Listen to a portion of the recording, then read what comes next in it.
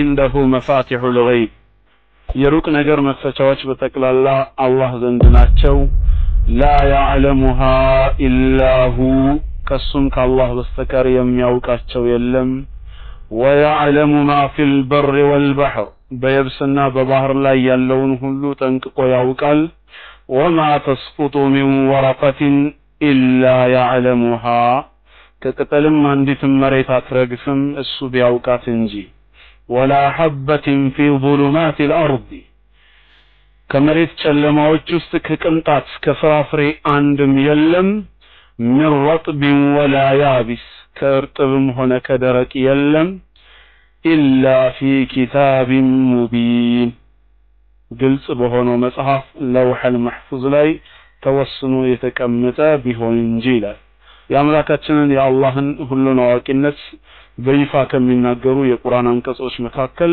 አንዱና ዋነኛው ይሄ አንቀጽ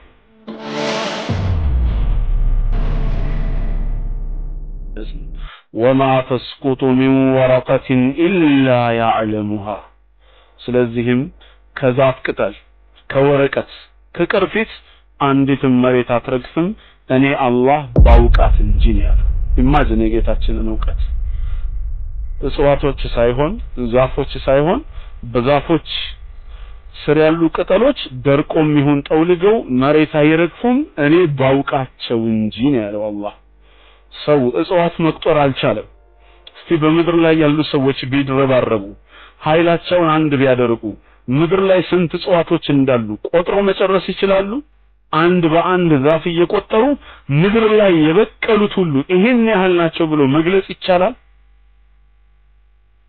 እነሱን ከመቁጠር አንድ ኩንታል ጤፍ መቁጠር አይቀልም ሐቅ ለመናገር ከሆነ ማለት ነው አንድ ኩንታል ጤፍ ዱቄቱን እየተፈለፈለ አንድ ሁለት ብሎ መቁጠር ይቀላል ቢያንስ በአንድ ጆንያ ስር ብቻ ስለተጠቃለለ ምድር ላይ ያሉ እጽዋቶችን ማን ነው ሊገልጻቸው የሚችለው ታዲያ አምላካችን አላህ ምን አለ እያንዳንዱ ዛፍ ወይ እጽዋት ሳይሆን በዛፉ ስር ያሉ ቅጠሎች ነው ያለው ቅጠሎቹ እንኳን ደርቀው ጠውልገው መሬት አይረግፉም እኔ ባውቃቸው እንጂ ያለ ስንት ይረገፉ አሉ አንተ በጃኬትህ የጣልካቸው መንደር ለመንደር እየተቀያስን እንትን ይያልክ እየተራመድክ ስትሄድ ምንም ሳታቀው ሳትመለከት ሳታስተውለው በጃኬትህ ገፍተህ የጣልከው ስንት የዛፍ ቅርፊት አለ በጉልበትህ የጎተትከው ስንት የዛፍ ቅርፊት አለ እያንዳንዲቷ የዛፍ ቅርፊት ወይም ወረቀቷ መሬት አትወድቅም እኔ ባውቃት እንጂ አለ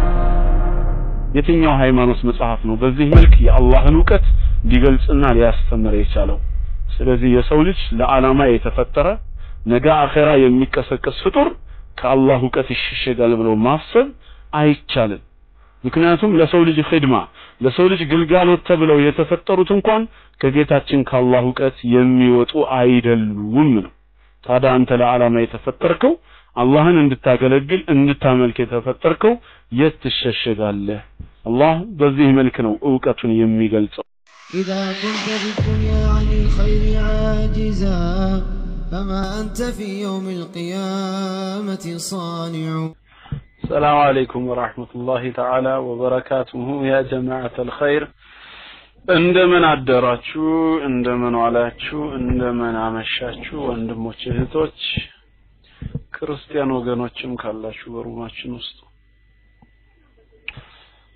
እና ኢንሻአላህ ያው ዛሬ ባዩሽ መስጊድ ፕሮግራም ነበረኝ ባዩሽ መስጊድ ስለ ንጽጽር ሃይማኖት ትምህርት አስተምሬ ነበር ስለ ፈጣሪ አላህ ስለ እግዚአብሔር ቅዱስ ቁርአን ምን እንደሚያስተምርና መጽሐፍ ቅዱስ ምን እንደሚናገር በተለይ በእውቀቱ ዙሪያ አንዳንድ ነጥቦችን አንስተን እየተወያየን ነበር ማሻአላህ ለእናንተ ባስተላልፍላችሁ ደስ ባለኝ ነበር ግን ምን ይደረግ አይመችም ያው ጥቅላዊ መልእክቱን ነግራችኋለሁ ወይ ትምህርቱን አስተምራችኋለሁ ብዬ ነው ከዚህ በፊት ያው በዚህ ሩም ውስጥ አንድ ያስተማርኩት ነገር ነበር ስለ አምላካችን አላህ ሁሉን አዋቂነት በተመለከተ ቁርአን ስለ ጌታችን ስለ አላህ የሚያስተምረው ትምህርትና መጽሐፍ ቅዱስ ስለ እግዚአብሔር የሚናገረው የተወሰኑ ነጥቦችን አንስተን በንጽጽር መልክ አይተን አንዳንድ ጥያቄዎችም እግረ መንገድ ተነስተው ነበር እና ያው አንድ ጊዜ ካስታወሳችሁ አምላካችን አላህ አልዓሊም ሁሉን አዋቂ ነው ብለን እኛ ሙስሊሞች እናምናለን። የጌታችን የአምላካችን የአላህ ሁሉን አዋቂነት በቅዱስ ቁርአን ውስጥ በተለያየ መልክ ተገልጿል። አንደኛ አልዓሊም ሁሉን አዋቂ መሆኑን ቀጥታ በመናገር፣ ሁለተኛ ደግሞ አልኸቢር ረቂቅ ድብቅን አዋቂ፣ ሶስተኛ ደግሞ አልለጢፍ እጅግ በጣም የረቀቀ ሚስጥርን ገላጭ፣ አራተኛ አልሐኪም ፍጹም ጥበበኛ። በእነዚህ ስሞቹ አዋቂነቱን ቁርአን በተለያየ መልክ ገልጾታል እና ቁርአን ስለ አላህ ዕውቀት በሰፊው ያስተምራል። አምላካችን አላህ አዋቂነቱን በብዙ አንቀጾች ላይ ይናገራል። ከነዚህም አንቀጾች መካከል አንደኛው ሱረቱል አንዓም ምዕራፍ 6 ቁጥር 59 ላይ ያለው ነው። ሱረቱል አንዓም ምዕራፍ 6 ቁጥር 59 ላይ ወዒንደሁ መፋቲሑል ገይብ የሩቅ ነገር መክፈቻዎች በጠቅላላ አላህ ዘንድ ናቸው። ላ ያዕለሙሃ ኢላሁ ከሱም ከአላህ በስተቀር የሚያውቃቸው የለም። ወያዕለሙ ማ ፊል በሪ ወልበሕር በየብስና በባህር ላይ ያለውን ሁሉ ጠንቅቆ ያውቃል። ወማ ተስቁጡ ሚን ወረቀትን ኢላ ያዕለሙሃ ከቅጠልም አንዲትም መሬት አትረግፍም እሱ ቢያውቃት እንጂ። ወላ ሐበትን ፊ ظሉማት الأرض ከመሬት ጨለማዎች ውስጥ ከቅንጣት ከፍራፍሬ አንድም የለም። من رطب ولا يابس ከእርጥብም ሆነ ከደረቅ የለም። إلا في كتاب مبين ግልጽ በሆነው መጽሐፍ ለውህ المحفوظ ላይ ተወስኖ የተቀመጠ ቢሆን እንጂ ይላል። የአምላካችንን የአላህን ሁሉን አዋቂነት በይፋ ከሚናገሩ የቁርአን አንቀጾች መካከል አንዱና ዋነኛው ይሄ አንቀጽ ነው። ጌታችን በዚህ አንቀጽ ላይ ብዙ ቁም ነገሮችን አስተላልፏል። ቆም ብለን ብንመለከት ገና ሲጀምር ምን ይላል? ወዒንደሁ መፋቲሑል ገይብ ይላል። የሩቅ ነገር መክፈቻዎች ሁሉ በጠቅላላ አላህ ዘንድ ናቸው፣ እሱ ዘንድ ናቸው ይባላል። ቁልፋቸው ላ ያዕለሙሃ ኢላሁ ከሱ በስተቀርም የሚያውቃቸው የለም። የነዚህን የሩቅ ነገር መክፈቻ ቁልፎች አሁን መፋቲሑል ገይብ የሩቅ ነገር መክፈቻ ቁልፍ የሚባሉት ስንት ናቸው? 5 ናቸው። ነቢያችን አለይሂ ሰላቱ ወሰላም በሐዲስ አስተምረውናል። መፋቲሑል ገይብ 5 ላ ያዕለሙሃ ኢላላሁ ተባረከ ወተዓላ አሉ። የሩቅ ነገር መክፈቻ ቁልፎች 5 ናቸው። እነዚህን 5ቱን ከአላህ በስተቀር የሚያውቅ የለም። አንደኛ ولا يعلم ما في غد أحد إلا الله تبارك وتعالى ነገ ምን ይከሰታል የሚለውን ነገር ከአንድ አላህ በስተቀር ማንንም ማያውቅ። ፊውቸሪቲ ማለት ነው። ነገ ማለት ሮብ ማለት አይደለም፣ ከለው ማለት ነው። አልহামዱሊላህ አሁን በዚህ የፓልቶክ ሩም ውስጥ 327 ወንድም እህትና ክርስቲያን ወገኖች ባሉበት የአላህን ቃል እየተማርን ነው። ግን ከ5 ደቂቃ በኋላ የሩሙም ሆነ የኛ ሁኔታ ምን እድል ይገጥመዋል ምን ይከሰታል ቢባልስ ከተስፋ ውጪ እርግጠኛ የሆነ ዕውቀት የለንም። ግን ተስፋ አለን። በዚሁ መልክ ይቀጥላል። ወንድም እህቶች ክርስቲያን ወገኖች እየገቡ ትምህርቱን ያዳምጣሉ ብለን ተስፋ እናደርጋለን። እርግጠኛ የሆነ ዕውቀት ግን የለንም። በፓልቶክ ሩም በኩል ሩሙ ቢዘጋ ወይ ከወንድሞች መካከል አንዱ ሌላ ነገር ቢደርስበት ማንንም ሊያውቅ አይችልም። ስለዚህ ቅዱስ ነቢያችን አለይሂ ሰላቱ ወሰላም ምን አሉ? ወላ ያዕለሙ ማ ፊ ገድን አሐዱን ኢላላሁ ተባረከ ወተዓላ ነገ ምን ሊከሰት እንደሚችል ከአንድ አላህ በስተቀር የሚያውቅ የለም አሉ። ሁለተኛውን ደግሞ ሲቆልፍ ሲናገሩ ምን አሉ? ወላ ያዕለሙ አሐዱን ማ ፊል አርሃሚ አሐዱን ኢላላሁ ተባረከ ወተዓላ በማህፀን ውስጥ ምን ሊኖር እንደሚችል ከአንድ አላህ በስተቀር የሚያውቅ የለም። ሴት ልጅ ምን ታረግዛለች ምን ትጸንሳለች ማን ነው የሚያውቀው? አምላካችን አላህ ብቻ ነው የሚያውቀው። ከዚህ ውጪ ዶክተር ብትለው ስፔሻሊስት ብትለው ሴት ምን እንደምትጸንስ ምን እንደምታረግዝ ላንተ ሊነግርህ አይችልም፣ አያውቅም በፍጹም እርግጠኝነት። የሚያውቅ አምላካችን አላህ ብቻ ነው። የዶክተሮች ሚና የስፔሻሊስቶች ሚና አላህ በፈጠረው ዘመናዊ መሳሪያ ተጠቅመው ሴት የጸነሰችውን ሴት ያረገዘችውን መናገር ይችላሉ። የምትጸንሰውና የምታረግዘውን ግን በፍጹም ሊናገሩ አይችልም። አላህ ማ ተሕሚሉ ኩሉ ኡንሳን ያለው እያንዳንዲቷ ሴት የምትጸንሰውን ያውቃል ሲል እነሱ ደግሞ የጸነሰችውን እናውቃለን አሉ። ልዩነቱን አያቸው አይደለም? ሴት የምትጸንሰውን ማወቅና የጸነሰችውን ማወቅ። ያም ሆኖ የነሱ ዕውቀት በአንድ ወይ በሁለት ነገር ላይ ብቻ ነው የሚገደበው። አንደኛ ሲያውቁት ጾታው ላይ የተመረኮዘ ዕውቀት ነው። ጾታው ላይ የተመረከዘ ዕውቀት ነው። ወንድ ነው ወይስ ሴት ነው የሚለውን ነው ሊለዩት የሚችሉ። ሁለተኛ ደግሞ አዛታይም እሱን በሚያዩበት ሰዓት የጽንሱን ሁኔታ ብቻ ሊናገሩ ይችላሉ። ፊውቸሪቲውን ግን መናገር ይቻላል? ይሄ ጽንስ ካሁን በኋላ 9 ወር ቆይቶ በሰላም ነው የሚወጣው ወይስ በመሃል ውርጃ ሊከሰት ይችላል? ወይስ ሲሞት ሕያው ሆኖ ሲወጣ ሕያው ሆኖ ይወጣል ወይስ ሞቶ ይወጣል? እናትስ በዚህ መሃል ምን ትሆናለች? በምጥ ነው ልትወልድ የምትችለው ወይስ አስቸግሯት ኦፕራሲዮን ይሆናል? አዛታይም ይሄን ነገር መግለጽ አይችሉም። በማህፀን ውስጥ ያለን እንኳን ያውቃል በሚለው ብንሄድ የጌታችን ዕውቀት ሙሉ ነው። ይሄን ሁሉ ያውቃል። ማህፀንን ሰንጥቆ ከወጣ በኋላ እንኳን ዱንያ ላይ የሚቆይበትን ሁሉ ያውቃል፣ ስራውንም ተግባሩንም ማለት ነው።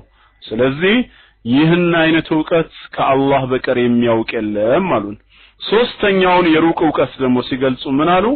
ወላ ያዕለሙ መታ ያእቲል መጠሩ አሐዱን ኢላላሁ ተባረከ ወተዓላ። ሜትሮሎጂስቶች አላችሁ እንዴ በዚህ ሩም ውስጥ? ወይ ያንን መስክ እየተማራችሁ ያላችሁ? ዝናብ መቼ እንደሚመጣ ከአንድ አላህ በስተቀር የሚያውቅ የለም ነው ያሉት ነቢያችን አለይሂ ሰላቱ ወሰላም። ማንም ሊያውቅ አይችልም ዝናብ መቼና የት ሊመጣ እንደሚችል። የሚያውቅ ጌታችን አምላካችን አላህ ብቻ ነው። ሜትሮሎጂስቶች በሙያቸው ግምታቸውን ማስፈር ይጠበቃል የሚለውን ዕውቀታቸውን መግለጽ እንጂ በፍጹም ማወቅ አይችሉም። ሃይፖቴሲስ ነው፣ ግምት ላይ ነው። አላህ የሰጣቸውን ዕውቀት ይጠቀሙና ካላቸው ልምድ ተነስተው ነገ እዚህ ቦታ ከፊል በረሃማ እዚህ ቦታ ደግሞ ከፊል ዳመናማ ይሆናል ተብሎ ይገመታል። የፀሐይ ዲግሪ ሴንቲግሬድም ሙቀቱ ሲለካ አዲስ አበባ ከፍተኛው 26 ዝቅተኛው 18 ይሆናል ተብሎ ይጠበቃል። ሐረር እንደዚህ፣ አፋር እንደዚህ የተባለ ይነገራል። ሪል ዕውቀት የሚባለውን ትርጉም ባካተተ መልኩ ግን የላቸውም። ሐቂቃማ ዝናብ የሚመጣበትን ቦታ ሪል የሚያውቁ ከሆኑ ለምንድነው በደቡብ በሰሜን እያሉ የሚናገሩት? ፒያሳ ላይ ዝናብ ሲያገኝ ወደ በኒ መስጂድ ሱማሌ ተራ አካባቢ ፀሐይ ይሆናል። ትንሽ ዝቅ እንዳለ ወደ ተክለ ሃይማኖት አካባቢ ደግሞ ሲዘንብ ወደ አንዋር መስጂድ አካባቢ ደግሞ ፀሐያማ ይሆናል ብለው ማይናገሩት? ስፔሲፋይድ ማድረግ አይችሉማ፣ ዕውቀቱ የላቸውማ። እግረ መንገድም መልበስ የሚገባሃል ልብስ በተናገሩ ነበር። ጥቅላዊ በሆነ መልክ መግለጽ ደግሞ ዕውቀት አይሰኝም። ሪል ይሄማ ዕውቀት ከተሰኘ እኔ ራሱ መናገር እችላለሁ። ዝናብ መቼ ይመጣል እስኪ አቡ ሃይደር እርግጠኛ ሆነ ንገረን ብትሉኝ ምዬ ነው ለዛውም የምነግራችሁ። ሐምሌ ላይ ይመጣል እላችኋለሁ። ጠብቁ፣ ሐምሌ ላይ ነው የሚመጣው፣ በጌታዬ በአላህ ስም እምላለሁ እላችኋለሁ። ታዲያ ሐምሌ ወር አይዘምም እንዴ? ክረምት አይደለ? ከክረምት ወራቶች ራሱን የቻለ አንድ ነው። ይሄ ዕውቀት ተብሎ አይጠራም ነው። ስለዚህ ቅድም በተገለጸው መልኩ ከአላህ በስተቀር የሚያውቅ የለም ነው። ስንተኛውን ነው ይሄ? ሶስተኛ። አራተኛ ነቢያችን ሰለላሁ ዐለይሂ ወሰለም ምን አሉ? ወላ ተድሪ ነፍሱን ቢአይ አርድን ተሙት አሉ። ማንኛይቷም ነፍስ የትኛው ምድር ላይ እንደምትሞት አታውቅም፣ አላህ ነው የሚያውቀው። አንተ የሞተ ሰው ለመቅበር የሙስሊሞች መቃብር ወደ ኮልፌ ትሄድና ነገ እኮ እኛም እዛ ጋር ነው የሚደርሰን ትላለህ አይደል? ከይፈ አረፍት ምን አውቀህ? እንደው ከሀገሬ ውጪ የትም አልሞትም ብለህ ነው? ማን ያውቃል? የአላህን ቃል የበላይ ለማድረግ ከሙስሊሞች ጎን ሆነ ተሰልፈህ ትግል ውስጥ ብትገባና እዛ ትግል ላይ ያለህ ብትሞትስ ማን አወቀ? ወይ ደግሞ አክሲደንት ወይም ሌላ ነገር ገጥሞ የሆነ ቦታ ላይ ቢሆንስ ሩህህ የሚወጣው? ስለዚህ ማንም ሰው በየትኛው ምድር ላይ ሊሞት እንደሚችል ከአላህ በስተቀር ሊያውቅ የሚችል የለም። አምስተኛውና የመጨረሻው ወላ يعلم متى تقوم الساعة أحد إلا الله تبارك وتعالى ቂያማ መቼ እንደምትቆም ትንሳኤ መቼ እንደሚከሰት ከአንዱ አላህ በስተቀር ሊያውቅ የሚችል የለም አሉ ነቢያችን አለይሂ ሰላቱ ወሰላም። ይሄ በሱረቱ ሉቅማን ቁጥር 34 ላይ የተብራራ ነው። እንግዲህ የሱረቱል አንዓም ቁጥር 59 ሐሳብ ነው እንግዲህ እንዲህ የሚብራራው። ሱረቱ ሉቅማን 31ኛው ሱራ ቁጥር 34 የመጨረሻው አንቀጽ ላይ ምን ይላል? ኢነላህ ዒንደሁ ዒልሙ ሰዓ አላህ የቂያማ ዕውቀት እሱ ዘንድ ብቻ ነች፣ የሚያውቃት ማንም የለም ነው ያለው። ቂያማን የሚያውቅ የለም። የመርየም ልጅ ዒሳ አለይሂ ሰላም የአላህ ሰላም በሱ ላይ ይሁን በማርቆስ ወንጌል ላይ የእውነት ምስክርነትን ሰጥቷል። በማርቆስ 13:32 ማርቆስ ወንጌል 13:32 ላይ ስለዛች ቀን ወይም ስለዛች ሰዓት ከአብ በቀር የሰማይ መላእክትም ቢሆን ወልድም ቢሆን ማንም አያውቅም ምን ያለው። ስለዛች ቀን ዒሳ አለይሂ ሰላም ተመልሶ የሚመጣበትን ቀን እንኳን ማለት ነው እሱ ራሱ አያውቀውም። የሚያውቅ አብ ብቻ ነው። ከአብ በቀር ማንም አያውቅም ከተባለ ወልድና መንፈስ ቅዱስ እዚህ ዕውቀት ውስጥ ላይካተቱ ነው። ስለዚህ ወልድና መንፈስ ቅዱስ በዚህ ዕውቀት ውስጥ ካልተካተቱ አብ ብቻ በዕውቀት ሊለይ ነው ማለት ነው።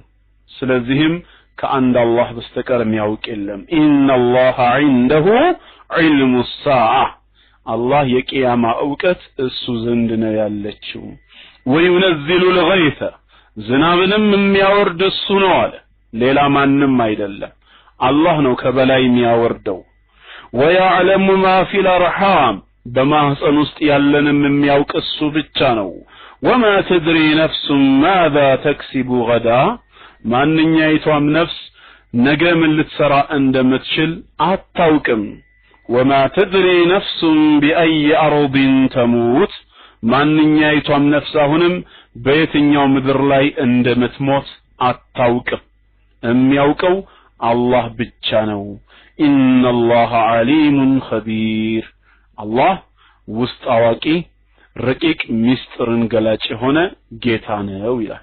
ስለዚህ ወደ ሱረቱል አንዓም እንመለስና ወዒንደሁ መፋቲሑል ገይብ የሩቅ ነገር መክፈቻዎች በጠቅላላ እሱ ዘንድ ናቸው ብሎ ጌታችን ሲያስተምረን እነዚህን ለመግለጽ ነው። ያው ገይብ የሚባለው በአረብኛ ቋንቋ ማጋበ አኒ ናስ ይባላል። ከሰዎች ወይም ከህዋስ የራቀ ማለት ነው። ከህዋስ የራቀ በጥቅሉ ከህዋስ የራቀ ነገር በስንት ይከፈላል? ገይብ የሚባለው በሶስት ነው የሚከፈለው።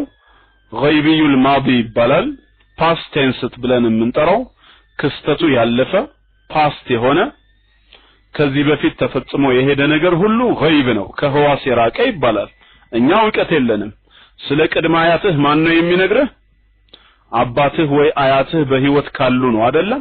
ወይ ካንተ በእድሜ የሚበልጡ ታላቅ ወንድሞች አለበዛ የአባት ወንድምና እህት፣ አጎት፣ እናት፣ አክስት እነሱ ናቸው የሚነግሩ።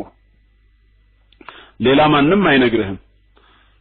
ይሄንን ሊገልጽ የሚችለው ማን ነው? ካንተ በፊት የነበሩ ወይ የተዘገበ መጽሐፍ ካለ መጽሐፍ አገላብጠህ አንብበህ የምታገኘው ነው።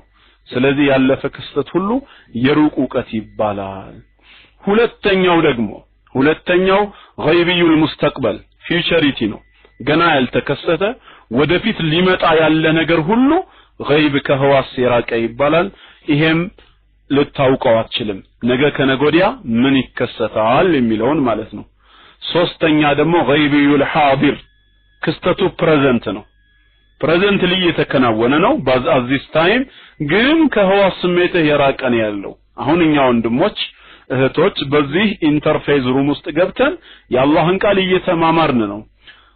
at the same time በተመሳሳይ ሰዓት ዳሩ ቢላል ውስጥ ደግሞ ወንድሞችና እህቶች ምን እያደረጉ ነው ቢባል ምንድነው መልሳችሁ? እኔ እንጃ ስላላችሁ። ለምን? ከዚህ በፊት ተፈጽሞ ያለፈ ስለሆነ ነው አይደለም ገና ወደፊት ሊመጣ ያለ የሚፈጸም ስለሆነ ነው አይደለም ክስተቱ ፕሬዘንትሊ ነው ግን ከህዋስ የራቀ ነው ወያላዳምጥን ወያላየን ስለዚህ ገይብ እነዚህን ሶስቱን ያካትታል ሶስቱንም ባካተተ መልኩ ብቸኛ አዋቂ ማን ነው አላህ ብቻ ነው ማለት ነው መፋቲሁል ገይብ የገይብ መክፈቻዎች ሚስጥሮች ሁሉ እኔ ዘንድ ናቸው አላህ ማለት ዓሊሙል ገይብ የሩቆችን አዋቂ ነው فلا يظهر على غيبه احد በዚህ በሩቅ ዕውቀቱ አንድንም ማያሳውቅም ማለት የሩቅን ሚስጥር በመግለጽ ረገድ ለማንንም ማያሳውቅም ኢላ ማን irtada من رسول ከመልእክተኞቹ ለወደደው ለመረጠው ለነቢያት በትንቢት መልክም ይሁን በሌላ መልክ ይገልጽላቸዋል ማለት ነው وعنده مفاتيح الغيب የሩቅ ነገር መክፈቻዎች እሱ ዘንድ ናቸው لا يعلمها الا هو ከሱ በስተቀር የሚያውቃቸውም የለም ويعلم ما في البر والبحر በየብስና በባህር ላይ ያሉትን ሁሉ ጠንቅቆ ያውቃቸዋል ይላል በየብስና በባህር ያለውን ሁሉ ጌታችን አምላካችን አላህ ጠንቅቆ ያውቃል ሶስተኛ ዓለም አለ እንዴ ከየብስና ከባህር ውጪ ከየብስና ከባህር ሌላ እንግዲህ ተመልከቱ በየብስ በምድር ገጽታ ላይ ያለውን ሁሉ ጠንቅቆ ያውቃል በባህር ላይም ያለውን ሁሉ ያውቃል እስከ ጥልቁ ድረስ ማለት ነው وما تسقط من ورقة إلا يعلمها ስለዚህም ከዛፍ ቅጠል ከወረቀት ከቅርፊት አንዲት መሬት አትረግፍም እኔ አላህ ባውቃት እንጂ ነው ያለው ኢማጂን የጌታችንን ዕውቀት እጽዋቶች ሳይሆን ዛፎች ሳይሆን በዛፎች ስር ያሉ ቅጠሎች ደርቆም ይሁን ጠውልገው መሬት አይረግፉም እኔ ባውቃቸው እንጂ ነው ያለው አላህ ሰው እጽዋት መቁጠር አልቻለም እስቲ በምድር ላይ ያሉ ሰዎች ቢድረባረቡ ኃይላቸውን አንድ ቢያደርጉ ምድር ላይ ስንት እጽዋቶች እንዳሉ ቆጥሮ መጨረስ ይችላሉ አንድ በአንድ ዛፍ እየቆጠሩ ምድር ላይ የበቀሉት ሁሉ ይሄን ያህል ናቸው ብሎ መግለጽ ይቻላል እነሱን ከመቁጠር አንድ ኩንታል ጤፍ መቁጠር አይቀልም ሐቅ ለመናገር ከሆነ ማለት ነው አንድ ኩንታል ጤፍ ዱቄቱን እየተፈለፈለ አንድ ሁለት ብሎ መቁጠር ይቀላል ቢያንስ በአንድ ጆንያ ስር ብቻ ስለተጠቃለለ ምድር ላይ ያሉ እጽዋቶችን ማን ነው ሊገልጻቸው የሚችለው ታዲያ አምላካችን አላህ ምን አለ እያንዳንዱን ዛፍ ወይ እጽዋት ሳይሆን በዛፉ ስር ያሉ ቅጠሎች ነው ያለው ቅጠሎቹ እንኳን ደርቀው ጠውልገው መሬት አይረግፉም እኔ ባውቃቸው እንጂ አለ ስንት የረገፉ አሉ አንተ በጃኬትህ የጣልካቸው መንደር ለመንደር እየተቀያስን እንትን ይያልክ እየተራመድክ ስትሄድ ምንም ሳታቀው ሳትመለከት ሳታስተውለው በጃኬትህ ገፍተህ የጣልከው ስንት የዛፍ ቅርፊት አለ በጉልበትህ የጎተትከው ስንት የዛፍ ቅርፊት አለ እያንዳንዲቷ የዛፍ ቅርፊት ወይም ወረቀቷ መሬት አትወድቅም እኔ ባውቃት እንጂ አለ ዛፍ ጠውልጎም ይሁን ደርቆ ወይም በሌላ መንገድ ተቆርጦም ይሁን መሬት አይረግፍም እኔ ቀድሜ ያወቅኩት ቢሆን እንጂ አለ ቅጠሉ ሱብሃንአላህ እንደዚህ አይነት ዒልም አያችሁ የትኛው ሃይማኖት መጽሐፍ ነው በዚህ መልክ የአላህን ዕውቀት ሊገልጽና ሊያስተምር የቻለው ስለዚህ የሰው ልጅ ለዓላማ የተፈጠረ ነገ አኺራ የሚቀሰቀስ ፍጡር ከአላህ ዕውቀት ይሸሸጋል ብሎ ማሰብ አይቻልም ምክንያቱም ለሰው ልጅ ኺድማ ለሰው ልጅ ግልጋሎት ተብለው የተፈጠሩት እንኳን ከጌታችን ከአላህ ዕውቀት የሚወጡ አይደሉም ነው ታዲያ አንተ ለዓላማ የተፈጠርከው አላህን እንድታገለግል እንድታመልክ የተፈጠርከው የትሸሸጋለህ አላህ በዚህ መልክ ነው ዕውቀቱን የሚገልጸው ሁሉም በኔ ዕውቀት ስር ነው ያሉት ولا حبة في ظلمات الأرض حتى በመሬት ጨለማዎች ውስጥ እንኳን ይላል ከቅንጣት አንድ እንኳን የለም ነው የሚለው من رطب ولا رطب ولا يابس እርጥብም ይሁን ደረቅ የለም ولا رطب ولا يابس ከርጥብም ሆነ ከደረቅ አንድም የለም إلا في كتاب مبين ግልጽ በሆነው መጽሐፍ لوح المحفوظ ላይ ተወስኖ የተቀመጠ ቢሆን እንጂ አለ ሁሉ ነገር ምን ሆኗል ኦሬዲ በለውህ المحفوظ ላይ ውሳኔ የተላለፈበት ቀድሞ የተጻፈ ቢሆን እንጂ ይሄ ሁሉ የአምላካችንን የአላህን አዋቂነት ይገልጻል ነው ይሄ አንደኛው የተመለከትነው አየት ነበር ሌላው ሁለተኛው አየት ሁለተኛው አንቀጽ ሱረቱል ሙልክ ቁጥር 13 ላይ ያለው ነቢያችን አለይሂ ሰላቱ ወሰላም ከነበሯቸው 7 ልጆች አንዱ ኢብራሂም አለይሂ ሰላም ሲሞትባቸው ያቀንደኛ ጠላት ከሙሽሪኮች መካከል አንዱ ወደ መሰል ቢጤዎቹ ዘንድ ሄድና እንኳን ደስ ያላችሁ አንድ የምስራች ልንገራችሁ የሙሐመድ ወንድ ልጁ ሞቶበታል ስለዚህ ካሁን በኋላ ዘሩ ተቆርጧል እና ዘሩ ስለተቆረጠ እሱም ባጭር ጊዜ ይሞታል ዳዕዋው ከሱ ጋራ አብሮ ይቀበራል በማለት ይሄን የምስራች ለመሰል ቢጤዎቹ ሲናገር አምላካችን አላህ መለኮታዊ አንቀጽን አወረደ ጌታችን ተናገረ ኢና አዕጠይናከል ከውሰር እኛ ላንተ ከውሰርን ሰጠንህ አለ ከውሰር ማለት አንደኛው ተፍሲር በጀነት የሚገኝ መጠጥ የነቢያችን አለይሂ ሰላቱ ወሰላም ሐውድ ነው አላህ እሱን ከሚጠጡ ሰዎች ያድርገን በሳቸው ሸፋዓ አማካኝነት ማለት ነው ይሄን ሐውድ የጠጣ ሰው እድሜ ልኩን አይጠማም ያሉት ነቢያችን ሰለላሁ ዐለይሂ ወሰለም ሁሉም ሰው ከመቃብሩ በሚቀሰቀስበት ጊዜ ብለዋል የትንሣኤ ቀን የውመል ቂያማ ገና ሲቀሰቀስ ሁሉም ውሃ ጥም ይዞት ነው የሚነሳው ነው ያሉት ውሃ ፍለጋ ከጥም ብዛት የተነሳ ሁሉም ውሃ ፍለጋ ውሃን ይኳት እሱን ለማግኘት ከዛም ይላል የነቢያችን ሰለላሁ ዐለይሂ ወሰለም ደግሞ ኡመቶች ወደሳቸው ሐውድ ይሄዳሉ ነገር ግን ሱናቸውን የማይከተሉ የነበሩት ከሳቸው በኋላ አዳዲስ ፈጠራዎችን ቢድዓ በዲን ላይ የሌለውን የዲን አካል አድርገው ይዘው የመጡት ግን እነሱ ይከለከላሉ አላህ በሳቸው ሱና የምንብቃቃ ያድርገን የታዘዝነውን ዋጅብና የተጨመረልንን ሱና መተግበር ማንችል ሰዎች አዳዲስ ፈጠራ ምን ያደርግልናል ስለዚህ ኢና አዕጠይናከል ከውሰር ማለት አንደኛው ትርጓሜ ይሄ ነው ሁለተኛው ደግሞ አልከውሰር ሲል ሚነል ከፍራ እጅግ ብዙ ነገርም ለማለት የሚል ትርጓሜ ይገባል እና እኛ እጅግ በጣም ብዙ ኒዕማዎችን ጸጋዎችን ለገስንህም ማለት ይሆናል ታዳስ ፈሰሊ ሊረቢክ እንግዲያውስ ለጌታ ስገድ ወንሐር በስሙም እረድ ኢነ ሻኒአከ ሁወል አብተር ዘሩ የተቆረጠ ማለት ግን አንተን የሚጠላህ ብቻ ነው አለ ቅድም የተባለውን መሰረት አድርጎ ጌታችን ጠይህ እሱ ነው ዘሩ የተቆረጠ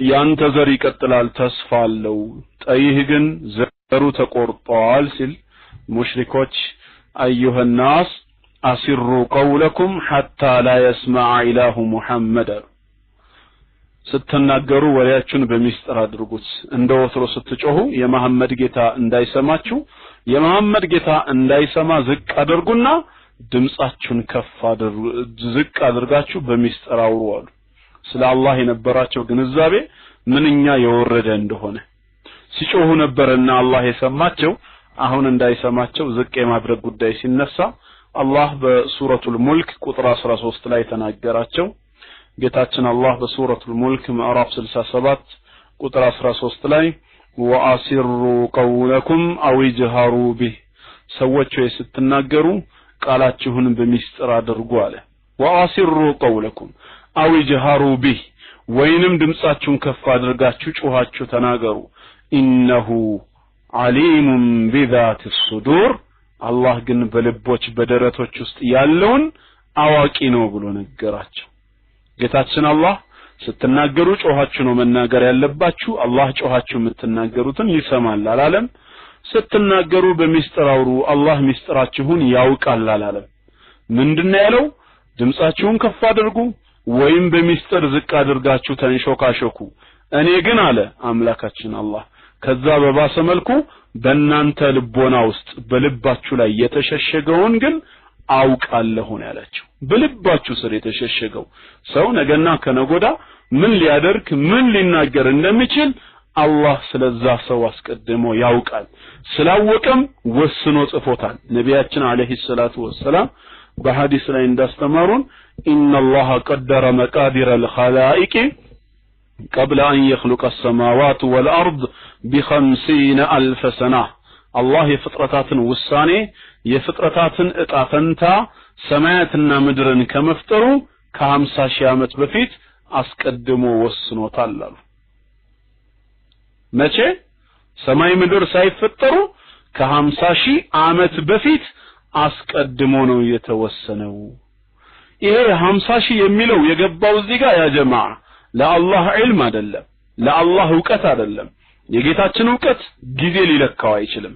አላህ መጀመሪያ እንደሌለው ዕውቀቱም ጅማሬ የለውም። 50 ሺህ ዓመት የሚለው የገባው ተቅዲሩን ውሳኔውን ነው። ለውህል መሕፉዝ የሚባለው ጥብቅ ሰሌዳ በመባል የሚጠራው መጽሐፍ ላይ አጠቃላይ በዩኒቨርሱ ላይ የሚከናወኑ ክስተቶች ሁሉ ቀድሞ የተዘገበበት የተጻፈበት ጊዜው መቼ እንደነበረ ለማመልከት ነው እንጂ አላህ መቼ እንዳወቀን ለመግለጽ አይደለም። ጌታችን መቼ ያውቀዋል ተብለን እንኳን ብንጠየቅ መቼ ሊገልጸው አይችልም ነው። ምክንያቱም መቼ ኢንዲኬት የሚያደርገው ታይምን ነው። አላህ ደግሞ ዕውቀቱ ከዛም በፊት የነበረ ጌታ ነው። ይሄ የዛሬው የፓልቶክ ትምህርታችን የዛኔም የተወሰነ ነው። ዛሬ በዚህ ሩም ተገናኝተን ስለ አላህ ቃል እንደምንማማር እንደምንነጋገር ጌታችን አምላካችን አላህ ጥንትም ያወቀው ስለሆነ በለውህል መሕፉዝ ላይ ወስኖ ያስተላለፈው ነው። የአላህ ዕውቀት ከፍጡራኑ ዕውቀት ምንም የሚያገናኘው ነገር የለም።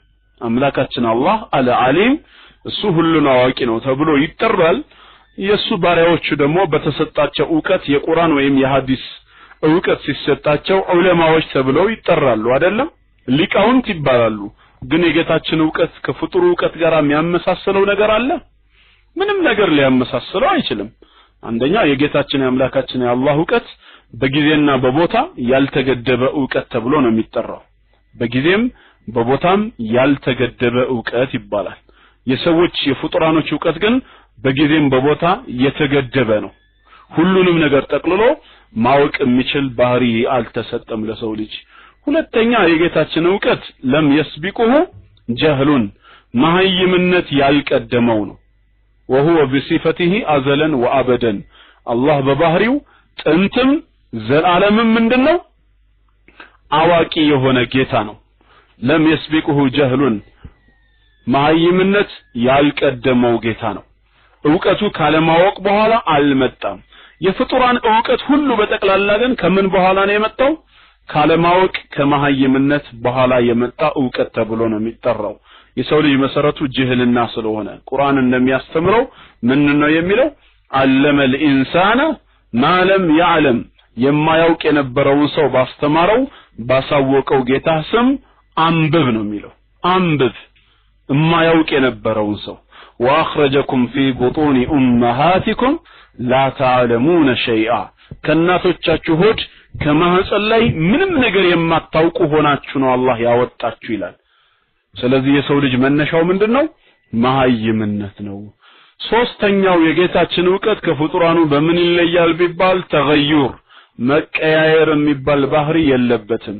አላህ ሰማያትና ምድርን ከመፍጠሩ በፊት አልዓሊም ሁሉን አዋቂ የነበረው ጌታችን አላህ ሰማያትና ምድርን ከፈጠረ በኋላ በዕውቀቱ ላይ ጨምሯል። የፈጠረውን ፍጡር ሲያይ ዕውቀቱ አድጓል ወይንም ደግሞ ቀንሷል ረስቷል ብለን መቀያየር የሚባል ባህሪን የምንከስትበት ጌታ አይደለም። አይረሳም። አንደኛ ወማ ካነ ረቡከ ነሲያ ይላል ቁርአን ሱረቱ መርየም ቁጥር 65 ላይ ያንተ ጌታ አይረሳም ተብሏል። እንደዚሁም ፊርዓውን ለአነቱላሂ ዐለይሂ ሙሳን ጠይቆት ነበር በሱረቱ ጣሃ ቁጥር 51 እና 52 ላይ ፈማ ባሉል ቁሩኒ ልኡላ ስለመጀመሪያዎቹ ክፍለ ዘመናት ህዝቦች ምን ዕውቀት አለ ሲለው ቃለ ዒልሙሃ ዒንደ ረቢ ፊ ኪታብ ዕውቀቷ ጌታዬ ዘንድ ነች በመጽሐፍም ተዘግባለች ላ የضل ረቢ ወላ የንሳ ጌታዬ አይሳሳትም አይረሳምም ብሎ መለሰለት። ስለዚህ መርሳት አላህ ዘንድ አይጠጋም ማለት ነው። ሁለተኛው ደግሞ ገፍላ መዘንጋትም እንደዚሁ ሌላው ዕውቀትን የሚያዛባ ነገር ነው። ይሄም አይመጣም በጌታችን ዘንድ ወመላሁ ቢጋፊልን አማ ተዕመሉን እናንተ ከምትሰሩት ስራ አላህ የሚዘነጋ አይደለም ነው የሚለው። ስለዚህ የጌታችን ዕውቀት አይለዋወጥም። የፍጡራኑ ከሆነስ ተለዋዋጭ ነው በየትኛው መልኩ። ትላንት ብዙ የምታውቃቸውን ነገሮች ዛሬ ረስተሃቸዋል። ትላንት ያላወቃቸውን ነገሮች ዛሬ ገብይተሃል። አዳዲስ ዕውቀቶችን አግኝተሃል አይደለም እንዴ? በዱንያውም ላይ ብትሄዱ እንደዛው ኤሌመንተሪ ላይ ብዙ የምታውቋቸው ነገሮች ሃይ ስኩል ስትገቡ ረስታችኋል ኤሌመንተሪ ላይ ያልቀሰማችሁትን በሃይ ስኩል ደግሞ አግኝታችኋል ዩኒቨርሲቲ ላይ ደግሞ ስትደርሱ የሃይ ስኩሉ የረሳችሁት ነገር አለ እንደዚሁም ደግሞ በሃይ ስኩል ያላገኛችሁት አዲስ ዕውቀት በዩኒቨርሲቲ ላይ አግኝታችኋል በተለይ አንድን የሆነ ትምህርት ወይ ሳብጀክት ትመርጡና ይበልጥ ስፔሻላይዝድ ለማድረግ በዛ ላይ ብቻ ፎከስ ስታደርጉ ብዙ ነገሮችን ትረሳላችሁ በአንድ ጎን ደግሞ ዕውቀታችሁ እየጨመረ ይሄዳል ወደ መጨረሻ ወደ ወራዳነት እድሜ ወደ ርጅና ሲጠጋ ደግሞ لكي لا يعلم من بعد علم شيئا ብሏል አላህ ከዕውቀት በኋላ ምንም ወደ አለማወቅ ደረጃም ይመለሳል ነው ይሄ ሁሉ ምንነትን ያሳያል ተለዋዋጭ ባህሪነትን የጌታችን ዕውቀት አይቀያየርም በአራተኛ ደረጃ ደግሞ ማዕሉማት በሆኑ ነገሮች በሚታወም ተከተል የሚባል ትርጉም የለም ቀደም እንዳልነው አምላካችን አላህ ሁሉን ያውቃል ነው አይደል ምንለው ግን የሚያውቃቸውን ሁሉ በተራ ያውቃቸዋል ወይስ በእኩልነት ሁሉም በእኩልነት አላህ ዘንድ ይታወቃሉ ነው ምንለው በተግባር ሲፈጠሩ አላህ በቀደረው በወሰነው ቀዳውል ቀድር መሰረት ጊዜና ወቅት ተጠብቀው ይፈጠራሉ አባቶቻችን ከኛ በእድሜ ይበልጣሉ ከኛ በፊት ቀድሞ ተፈጥረዋል ግን አላህ ዘንድ በመታወቅ ረገድ ከሆነስ ማን ነው አላህ ዘንድ ቀድሞ የሚታወቀው ቢባል እከሌ ቀደመ የሚባል ነገር አለ የለም ሁሉም በአላህ ዘንድ እኩል ናቸው አደምና እኛ አላህ ዕውቀት ውስጥ እኩል ነን መጀመሪያ አደም ታወቀ ከዛ ሐዋ የሚባል ነገር የለም ሁሉም አላህ ዘንድ በእኩል ታውቀዋል ሰው እስከሆነ ሰውማ የሚያውቃቸው ነገሮች መቼ በእኩልነት ያውቃቸዋል ተራ በተራ አይደለ እንደ የምታውቋቸው ቁርአን ቤት ገብታችሁ የመጀመሪያ ቀን ቁርአን ስትማሩ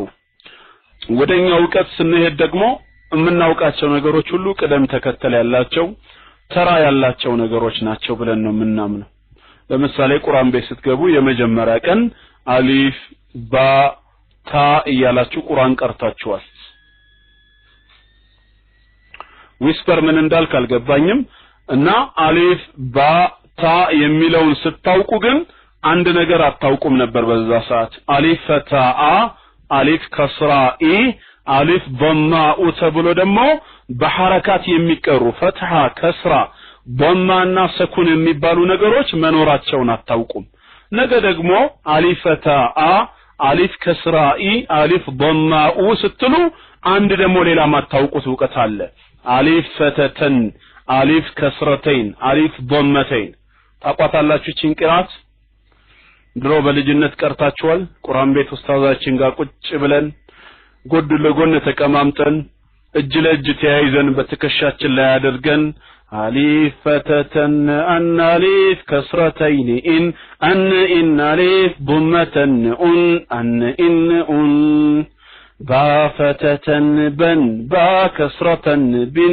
با ضمتن بن بن بن بن تزايلاچم يا جماعه تزታውን ቀሰቀስኩባችሁ እንዲህ አይነትም ቂራአት ነበረ ማለት ነው ታዲያ መጀመሪያ አሊፍ ባ እያልን ስንቀራ የትናውቃቸው ነበር አናቃቸውም ተራው ላይ ስንደርስ ደግሞ እንዲህ የሚባል መጣ ማለት ነው ስለዚህ ምን ማለት ነው እምናውቃቸው ነገሮች ተራ እየጠበቁ ነው ወደ አእምሯችን የሚገቡት የሚመዘገቡት ማለት ነው በእኩልነት የሚመዘገብ ነገር የለም አሊፍን ያወቀ ሰው ከባ በፊት ነው የሚያውቃት ባን የሚያውቅ ሰው ከታ በፊት ያውቃታል እንደዛ ጌታችን ግን ሁሉንም ነገር በእኩልነት ያውቃል ኸለል ክፍተት የሚባል ነገር አላህ ዘንድ አይሰራም ነው በዚህ መልክ ሱረቱል ሙልክንም ለናያት ይገባል ቁርአን ስለ ጌታችን ዕውቀት እንዲህ ያስተምራል ነው ምንላቸው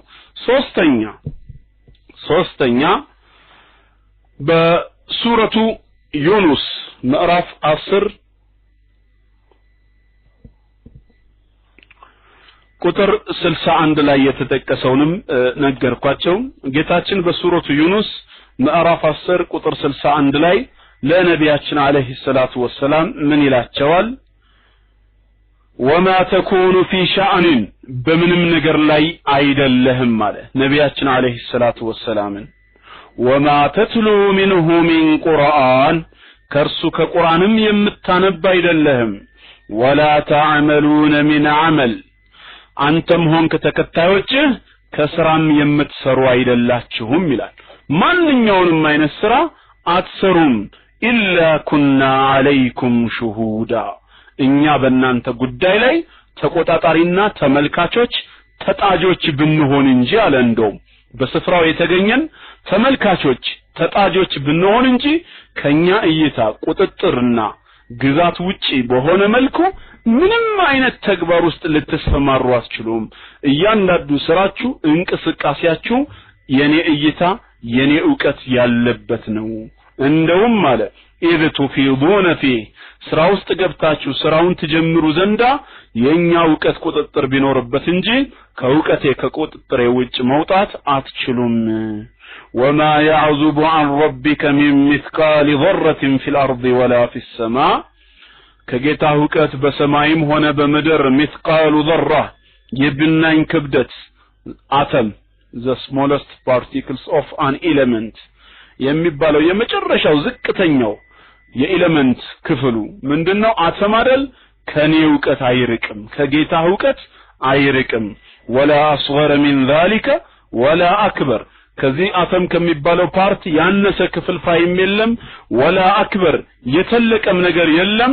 ሁለቱም ያነሱትም የተለቁትም ኢላ ፊ ኪታቢን ሙቢን ግልጽ በሆነው መጽሐፍ ውስጥ ቀድሞ የተጻፈ የተዘገበ ቢሆን እንጂ ይላል። ስለዚህ ሁሉ ነገር በአላህ ዕውቀት ስር መሆኑን ይገልጽልናል ማለት ነው። በአራተኛ ደረጃ ሱረቱ ሁድ ቁጥር 6ን ጠቀስኩኝና ያው እሱ ላይ ነው ያቆምኩት ለዛሬ ይበቃናል በማለት ሱረቱ ሁድ ምዕራፍ 11 ቁጥር 6 ላይ ጌታችን ሲናገር በምድር ላይ ስላለ ተንቀሳቃሽ ሪዝቁ ማን ላይ እንዳለ ሲያስተምረን ወማ ሚን ዳባ ከተንቀሳቃሽ አንዲትም የለችም ይላል። ተንቀሳቃሽ የሆነች በምድር ላይ የምትኖር አንዲትም የለችም ነው የሚለው በዚህ ምድር ላይ ኢላ ዐለላሂ ሪዝቁሃ ሲሳዩ በአላህ ዘንድ የተመደበ ቢሆን እንጂ በአላህ ላይ የሆነ ቢሆን እንጂ አላህ ሲሳይን የማይሰጣት የማይለግሳት የሆነች ተንቀሳቃሽ በምድር ላይ የለችም። ወያዕለሙ ሙስተቀረሃ ወሙስተውደዐሃ ማረፊያዋን መርጊያዋን ሁሉ አላህ ያውቃል። ኩሉም ፊ ኪታቢን ሙቢን ሁሉም ግልጽ በሆነው መጽሐፍ ለውሐል መሕፉዝ ላይ ቀድመው የተወሰኑ የተዘገቡ ናቸው ይላል አምላካችን አላህ። ስለዚህ በእነዚህ ዕውቀቶች ተመርኩዘን አምላካችን አላህ ሁሉን አዋቂ ጌታ ነው ብለን መናገር መመስከር እንችላለን።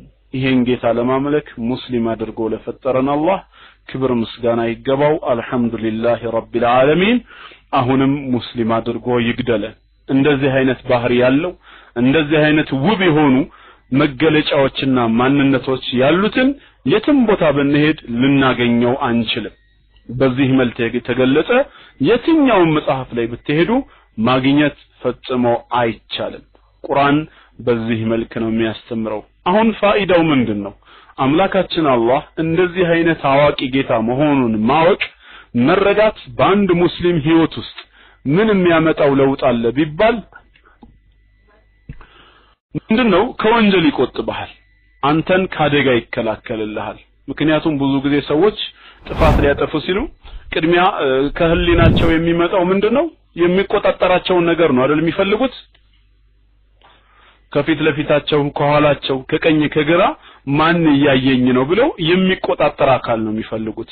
ታዲያ ሙስሊም የሆነ ሰው በእያንዳንዱ እንቅስቃሴው ላይ አላህ ያያየው እንደሆነ አላህ የሚሰራውን ስራ እያወቀው እየተቆጣጠረ እንደሆነ ካሰበ ቢያንስ ህይወቱ ይቀየራል፣ ህይወቱ ይለወጣል። እያየኝ ነው እንደ ጌታዬ ላይ የምሰራው ይላል። ትላንት ወንድማችን የሞሃ መኪና ሲነገር ነበር። ሞሃ ሩም ውስጥ አለ። ሞሃ ወንድማችን ሩም ውስጥ አለ። አሁን ሞሃ ያችን መኪናዋን ይዞ በመንገድ እየሄደ እያለ ላስቸኳይ ጉዳይ ብሎ መብራት ጥሶ ሊሄድ ቢል ቀድሞ ነገር ምንድነው የሚያየው? ከፊት ለፊቱ ተቆጣጣሪ አካላት ትራፊኮች መኖር አለመኖራቸው እና አይደል የሚያረጋግጠው። ምናልባት ትራፊኮችም ከሌሉ ራዳር ከሆነ የሚያነሳው ራዳር የተተከለባቸውን ቦታዎች ነው የሚያጠናው አካባቢው ላይ ራዳር ያልተተከለ ከሆነ ተቆጣጣሪ ትራፊክ ከሌለ መብራት ጥሶ ቢሄድ ምንም አይጨንቀውም እና ስለዚህ ሰው የሚቆጣጠረው ነው ማለት ነው የሚፈራው የሚያየውን አካል ነው የሚፈራው ታዲያ አላህ ያውቀኛል ያየኛል ብሎ ያመነ ሙስሊም ህይወቱ እንዴት አይቀየርም ነው ስለዚህ ህይወት በመቀየር ረገድ ሚና አለው ማለት ነው በዚህ መልክ ነው እስላም ስለ አላህ የሚያስተምረን አሁንም ወደ ባይብሉ ገብተን ስለ ባይብል ጥያቄ ከማቅረባችን በፊት ስለ እግዚአብሔር ዕውቀት እስኪ አንድ ምሳሌ ልስጣችሁ ሼህ አብዱል መጂድ አዘንዳኒ ሐፊዘሁላህ ወራአህ ያምላካችንን የአላህን ዕውቀት መሰረት አድርገው እስቲ ተግባራዊ ምሳሌ የሰጡንን የተወሰነ ላንብብላችሁ ቅድም ከቅዱስ ቁርአን ነው ያየነው አይደለም ያምላካችን የአላህ ሁሉን አዋቂነት በቅዱስ ቁርአን ላይ በሐሳብ መልክ ብቻ ሳይሆን የሰፈረው በእኛ ህይወቱም ውስጥ በተግባር ተገልጿል ነው በተግባር ይታያል ነው ያሉት እስኪ በተግባር የታየውን ትምህርታቸውን ላንብብላችሁ የተወሰነ ማለት ነው እንዲህ ይላሉ አልኢማን በሚለው ኪታባቸው ላይ አልዓሊም የሚለውን ስም ቤዝ አድርገው ነው ደግሞ የሚያስተምሩን ሁሉን አዋቂ የሚለውን ስሙን ተመርኩዘው ሲያስተምሩን ምን ይላሉ ኢዛ ተአመልተ ፊ አጅነቲ الحيوانات አሉ ህይወት ያላቸው ጽንሶች አፈጣጠራቸውን ካስተነተንክ አሉ አሁን አስተንትኑ ሰተራ አነ العيون تخلق في ارحام الامهات አይኖች በተቅላላ በእናቶች ማህፀን ስር ቀድመው የተፈጠሩ ሆነው ነው የምታገኛቸው حيث ظلام الشديد ያ ስፍራ ማለት ብርቱ ጨለማ የነገሰበት ቦታ ነው ምክንያቱም እኛ የምንፈጠረው በሶስት ጨለማዎች ውስጥ አይደል በእናት ሆድ በማህፀንና በእንግዴ ልጅ ማለት ነው እንዲህ አይነት ጨለማ በነገሰበት ስፍራ ላይ አይን የተፈጠረ ሆኖ ነው መታገኘው ما ان العيون لا ترى الا في الضوء አይን በባህሪው ብርሃን ያለበት ስፍራ እንጂ ማየት ካለመቻሉ ጋራ ጨለማ ውስጥ ነው ተፈጥሮ የምታየው ጠይቀህ ታቃለህ ወይ ነው አሁን ጉዳዩ አይን ጨለማ ውስጥ ማየት አይችልም አይን ማየት የሚችለው ብርሃን ባለበት ስፍራ ነው ታዲያ የሰው ልጆች አይን ብርሃን ባለበት ስፍራ እንጂ ሌላ ቦታ የማያይ ከሆነ አስቀድሞ በጨለማ ስፍራ ውስጥ መፍጠሩ ምንን ያሳያል ብለህ ጠይቀህ ካወክ فيشهد ذلك ይሄ ነገር አንድ ምስክር ሲሰጥ ታገኘዋለህ ان الذي يخلق العيون ተመልካች አይኖችን በጨለማ ቦታዎች ውስጥ የሚፈጥረው ፈጣሪ አላህ ያዕለሙ ቀድሞም ያውቀው ነገር አለ ማለት ነው أن تلك الأجنة ستخرج إلى عالم فيه النور ይሄ ጽንስ ወደፊት ብርሃን ወዳለበት ዓለም የሚወጣ መሆኑን ቀድሞ ማወቁን ያሳያል ብርሃን ወዳለበት ዓለም ደግሞ ወጥቶ ለመመልከት አይን ያስፈልጋዋል አይደል ዝግጅቱን አስቀድሞ በጨለማ ቦታ ላይ የሰራው ወደፊት ብርሃን ወዳለበት ዓለም ማህፀን ሰንጥቆ የሚወጣ መሆኑን አላህ ስላወቀ ስለተረዳው ነው ስለዚህ የኛ አሰራር የኛ አፈጣጠር ራሱ ምንነቱን ነው የሚገልጸው ዕውቀቱ ጣራ የነካ ድካ የደረሰ መሆኑን ይገልጻል ነው وهكذا ልክ እንደዚሁ ይላሉ يشهد خلق الأجنحة للطيور داخل البيض ያዋፍ ክንፍ አፈጣጠር እንቁላል ስር መሆኑን በራሱ ትልቅ ምስክርነት ነው አዋፎች ክንፋቸው የሚፈጠረው እንቁላል ውስጥ ሆነው ነው አይደል አዋፎች ደግሞ መሬት ላይ አይደለም የሚጓዙት አየር ላይ ነው የሚበሩት አየር ላይ ለመብረር ምን ያስፈልጋቸዋል ሲባል ክንፍ ያስፈልጋቸዋል ተባለ ታዲያ ክንፉ እንቁላሉን ሰብሮ ከወጡ በኋላ ከአየሩ ሁኔታ ጋር ታይቶ ለምን አልተሰራም ተብሎ ጥያቄ እንኳን እንዳይነሳ ገና እንቁላል ስር ነው ስራው የተጠናቀቀው ለምን ان الخالق يعلم ፈጣሪ ጌታ አላህ ያውቃላ انها ستطير في الهواء ወደፊት አየር ላይ የምትበር እንደ ሰው ምድር ላይ ማትጓዝ መሆኗን አውቋታላ ስለዚህ فخلق لها الأجنحة قبل ولادتها እንቁላል ሰብራ ከመውጣቷ በፊት ክንፍን አዘጋጀላት ለመብረር የሚያመቻትን ክንፍ ፈጠረላት ስራዎቹ በተቀላላ ጌታችን በእቅድ ሳይሆን በእውቀት የተከናወኑ ናቸው በማለት በዚህ መልክ መረዳት ይቻላል ነው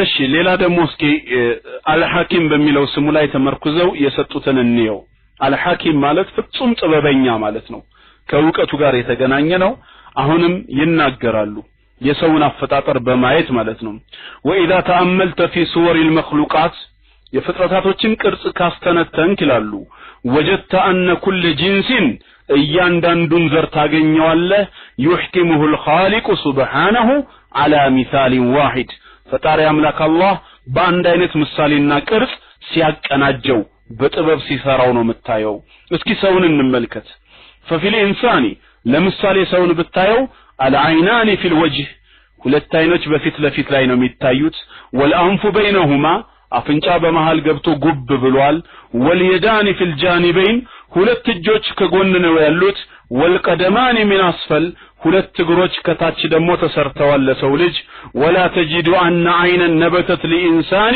في ركبته አንድም ሰው እስከዛሬ ድረስ በሰው ታሪክ ጉልበቱ ላይ አይኑ የበቀለ ሰው ታይቶ አይታወቅም አይታችሁ ታውቃላችሁ ጉልበቱ ላይ አይን የወጣበት ይሄ ሰውማ ሙስሊም ከሆነ ሱጁድ ሲወርድ ምን ሊሆን ነው ታዳ አይኑ ሊጠፋ ነው እንዴት አድርጎ ነው ሱጁድ የሚወርድበት ጉልበቱ ላይ ከበቀለ ማለት ነው ይሄ ሁሉ ምንኛ የተቀናጀ ጥበብ ነው አው የደን ظهرت في راسه ወይ በጭንቅላቱ በኩል ልክ በጆሮ በኩል የበቀለ እጆችን አይታችሁ ታውቃላችሁ وهذا يشهد انه من صنع الحكيم ይሄ ሁሉ በተቀላላ ፍጹም ጥበበኛ ከሆነው ከአንድ አላህ የተገኘ መሆኑን ያሳያል በእውቀት የተሰራ አሰራር ነው የሚያሳየው ማለት ነው ተግባባን واذا تاملت في الهواء الذي تتنفسه ይሄ የምታስገባውና የምታስወጣውን አየር በደንብ ካስተዋልከው ይላሉ በደንብ ካስተዋልከው እስኪ ተመልከት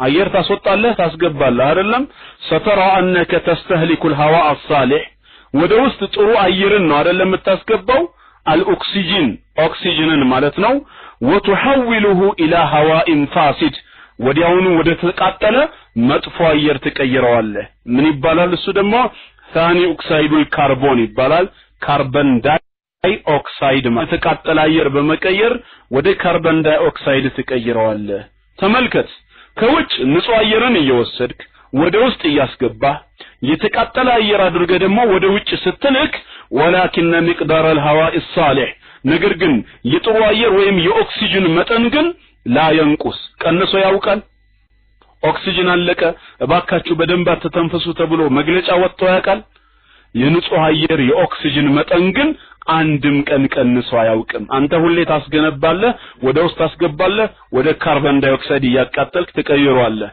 በተለይ ሯጭ ከሆንክ ማለት ነው ለምን لان الخالق ፈጣሪ ሆነው አላህ جعل النبات እጽዋቶችን አደረጋቸው يعوذ الهواء الصالح ጥሩ አየርን ኦክሲጅንን የሚያዘጋጁ አደረገ ያንተን ካርቦን ዳይኦክሳይድ የተቃጠለውን አየር ተቀብለው በመትኩ ደግሞ ኦክሲጅን አምራች አደረጋቸው እነሱን ዛሬ ግን እንደነ ተጨፈጭፋለህ ላንተ አየር እየሰጡ بقدر محكم በተቀናጀ ጥበብ ነው አላህ ይህንን የሚሰራው بحيث تبقى نسبة الهواء عند قدر معلوم የአየሩ መጠን በታወቀ መጠን ልክ ይሆን ዘንድ አላህ ይህንን ሰራ لا تزيد ولا تنقص አይጨምር አይቀንስ الا يشهد ذلك ታዲያ ይሄ አይመሰክርም انه من صنع العليم الحكيم ፍጹም አዋቂ ጥበበኛ ከሆነ ጌታ ከአላህ የተሰራ መሆኑን አያሳይም ወይ አሉ واذا نظرت الى انفك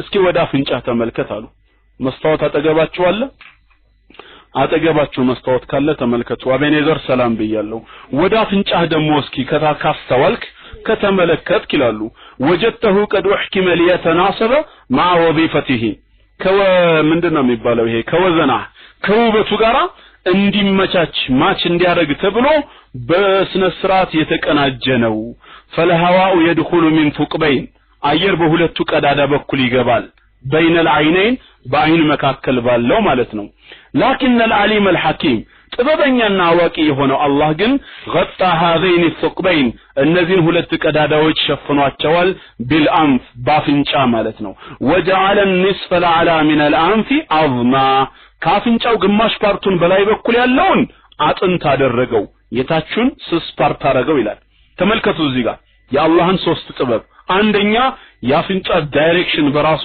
አዋቂነቱን ያሳያል አፍንጫ ዳይሬክሽኑ ወደ ታች ነው አይደለም ያዘነበለው ቂብላ ቀይሮ ወደ ላይ ሆኖ ቢፈጠር ኖሮስ ምን ትሆን ነበር? ዝናብ የዘነበ ቀን በተለይ በረዶ ሲመታ ከላይ ነው የሚመጣው። ታፍነህ ትሞታለህ ወይስ ምን ትሆናለህ? ወይ ደግሞ ከላይ ወይ ወደ ታች መሆኑን ትቶ ፊት ለፊት የቆመ የተተከለ ቢሆንስ? ፊት ለፊት የተተከለ ቢሆን የሚነሳ አዋራ የሚወረወር አደጋ በጠቅላላ ምን ሊያደርግህ ይችል ነበር? እንግዲህ ይሄ ዳይሬክሽኑ ላይ ነው አይደለም? እሱም ይቅር። አሁን ደግሞ እንየው አፈጣጠሩ ላይ ከግማሽ ፓርቱ በላይኛው በኩል ያለው አጥንት ነው ተባለ፣ በታችኛው በኩል ያለው ስጋ ነው ተባለ አይደለም? ስስ ፓርት ነውና እንደ ላይኛው የታችኛውን ፓርት አጥንት ቢሆን ሙሉ አጥንት ነፍጥ የያዘ ቀን በምን ትናፈጣለህ? ሙሉ አጥንት ቢሆን ኖሮ ማለት ነው። እንዴት አድርገህ ቆሻሻ ታወጣለህ? አትችልማ፣ አታዘውም። ወይ ደግሞ እንላለን እንደ ላይኛው አጥንታማ የሆነው እሱም ስስ ቢሆን ኖሮስ አይንን የመከላከል ብቃቱ ምን ያህል ይሆን ነበር? አደጋ ቢወረወር ወይ አንዱ በቦክስ ቢልህ እንዴት ነበር የምትሆነው? ይሄ ሁሉ ታዲያ አላህን ጥበብ አያሳይም? አላህ አሰራሩ በጥበብ የተቀናጀ መሆኑን አይገልጽም? ስለዚህ የጌታችን የአምላካችን የአላህ አዋቂነት በቅዱስ ቁርአን ውስጥ በሐሳብ መልክ ብቻ ሳይሆን የሰፈረው እንደዚሁም በህይወታችን ውስጥ በተግባር የተገለጸ ነው፣ የምናየው ነው። እስቲ አልኸቢር በሚለው ደግሞ እንመልከተው። ኸቢር ሚስጥርን አዋቂ ረቂቅ ወደሚለው ደግሞ እንግባና እንየው። ምን ይላሉ እዚህ ጋር? ወተአመል ኢላ ወጅሂክ ፊትህን በደንብ ይዋል፣ ፊትህን አስተንትነው አሉ። ወአለይኩም ሰላም ወራህመቱላሂ ወበረካቱ ኡስታዝ ኑርማን መርሐበን ቢክ ያ አኸና አልፋዲል። ወደፊት ተመልከት كيف يخرج اللعاب من الفم ለሐጭ እንዴት አድርጎ ከአፍ እንደሚወጣ والمخاط من الأنف ንፍጥ ካፍንጫ ይወጣል والدمع من العينين እንባ ከሁለት አይኖች ይፈሳል والشمع من الأذنين የጆሮ ፈሳሽ ከጆሮ ቀዳዳ በኩል ይወጣል። ተመልከታቸው አሉ ከነ ዳይሬክሽናቸው። وكيف يكون الحال ሁኔታውና ጸባዩ እንዴት ይሆን ነበር? لو خرج اللعاب من الأنف ለሐጭ ባፍንጫ በኩል ቢወጣ ማን ይቆጣጠረው ነበር? ዳይሬክሽን ቀይሮ ወደ አፍንጫ ቢሄድ والمخاط من الفم ንፍጥ ባፍ በኩል ቢሆን والشمع من العين የጆሮ ፈሳሽ ቆሻሻው ነገር ከአይን በኩል መጥቶ والدمع من الأذن እንባ ከጆሮ ቢወጣ ቶፊቅ በጆሮ አለቀሰ። ምንድነው እስቲ ፊልም የምታደርጉት? እከሌ በጆሮ አለቀሰ ተብሎ ሲነገር ቦታ ቢቀየር ታዳ فمن حدد التركيب ማን ነው የዚህን ሁሉ ቅንጅት ያስተካከለው? ومن حدد المكان ለእያንዳንዱ ተገቢውን ስፍራ የለገሰው ማን ነው? الا هو العليم الخبير الحكيم አዋጅ ይሄ አዋቂው ረቂቁ ሚስጥር ገላጭ የሆነው አላህ ነው። ስለ አላህ ልንረዳ የሚገባው በዚህ መንገድ ነው። ቢስሚላህ ታዲያ ኢስላም በዚህ መልኩ አስተምሮናል። ስለ አላህ አዋቂነት በቅዱስ ቁርአን ውስጥ ወደ 4 የሚጠጉ ጥቅሶችን መሰረት አድርገን አሁን በሸኻችን የተሰጠውን ማብራሪያ ቤዝ አድርገን የተወሰነ ገባን አይደለ? ክርስቲያን ወገኖቻችን ደግሞ እንጠይቃቸው እስኪ ስለ እግዚአብሔር ዕውቀት በመጽሐፍ ቅዱስ ውስጥ ያልገቡ ነጥቦች አሉ። እነሱን እንዲያብራሩልን ጥያቄ እናነሳለን ማለት ነው። አሁን በተራች አንደኛ ጥያቄ ኦሪት ዘፍጥረት ምዕራፍ 6 ቁጥር 5 እስከ 7 እና ከመጽሐፍ ቅዱስ ላይ ወደ ዘፍጥረት ምዕራፍ 6 ከቁጥር 5 እስከ 7 አብሽሪ ኡሙ አብደላህ አፈላሁ አንኪ። ኦሪት ዘፍጥረት ምዕራፍ 6 ቁጥር 5 እስከ 7 ላይ ያለውን ጠቀስኩላቸው ማለት ነው። አንደኛው ጥያቄ በዚህ ላይ ነው የተነሳው። ዘፍጥረት ምዕራፍ 6 ከቁጥር 5 እስከ 7 ምንድነው የሚለው? እግዚአብሔርም የሰው ክፋት በመድር ላይ እንደበዛ የልቡ ሐሳብ ምኞትም ሁልጊዜ ፈጽሞ ክፉ እንደሆነ አየ። እግዚአብሔርም ሰውን በመድር ላይ በመፍጠሩ ተጸጸተ፣ በልቡም አዘነ።